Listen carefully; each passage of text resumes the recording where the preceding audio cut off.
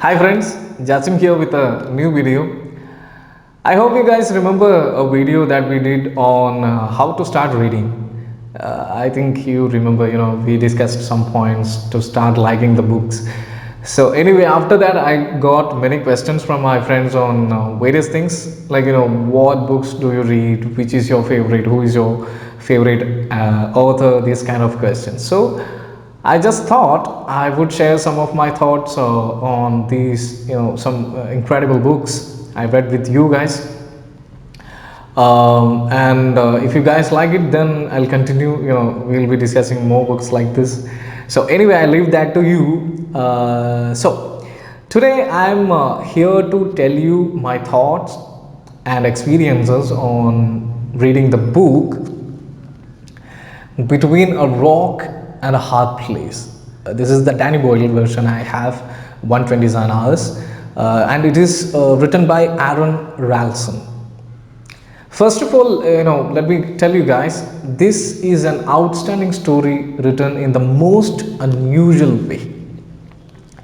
The reason why I selected this book this time is especially because it's based on a true life incident of Aron Ralston, and I like the way he has written it. The narrative keeps you guessing.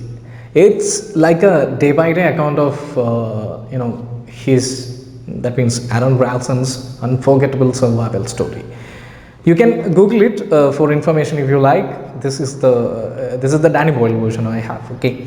So anyway, in short, this is the story of Aron Ralston, who goes hiking in April 2003 to the Utah Canyons, and what happens is he gets trapped under an 800-pound boulder by getting his hand stuck under it.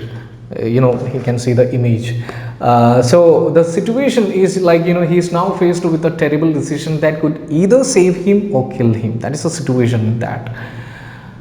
But what is most interesting is that the narrative makes the reader feel the whole weight of the decision that lies ahead at the turn of every single page. When the protagonist gets trapped, I think the time mentioned is it is said to be 2:41 p.m. And it is 8 miles away from his truck in a deep and narrow slot canyon. So as the boulder comes, how can I say, terrifyingly loose, the writer makes sure we feel trapped and helpless along with him. So I think this book will make your heart race faster and your palms sweaty. This fast-paced narrative takes you through the harsh reality of how a perfect gateway can turn into an absolute nightmare in seconds. And you are faced with making a life-altering decision which makes you really question the good decision of leaving everything behind for just a while. So anyway, and after that, and so begins 6 days of harrowing hell for Aron Ralston, with scant water and little food, no jacket, the cold nights, and the painful and terrible realization that he has told no one where he was headed. He is like, he now finds himself facing a lingering death, trapped by an 800-pound boulder 100 feet down at the bottom of a canyon. So as it goes, he tries many ways to escape, and as he eliminates his escape options one by one through the days, he is faced with the full horrors of his predicament. By the time any possible search and rescue efforts will begin, he most probably will have died of dehydration. That is, if a flash flood doesn't drown him first. So he finally decides to use the video camera. That is interesting. That means he uses a video camera from his fact to record his grateful goodbyes to his family and friends all over the country. Thinking back over a life filled with adventure, and documenting his last will with the hope that someone would find it.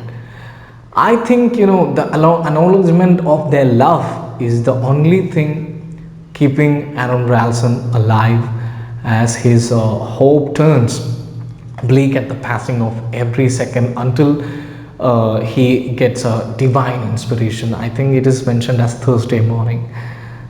And what happens next will keep you at the edge of your seat. This book is obviously packed with a range of emotions from good to cringe-worthy, and I don't want to give any more away. What I recommend is that you read it and experience it yourselves. And one more thing, in 2010, a movie was made based on this story. James Franco played the lead role and was directed by Danny Boyle. The music was composed by Indian maestro A. Rahman, and it was well received by critics and audiences and was nominated for 6 Academy Awards, including Best Actor for Franco and Best Picture. So here is a picture of Aron Ralston in this book. You can see his right hand. So friends, I would say this will be a nice experiment to start with. I'm sure that you guys will like it. Let's try another one next time. And if you have already read this book, please comment your experience. Thank you.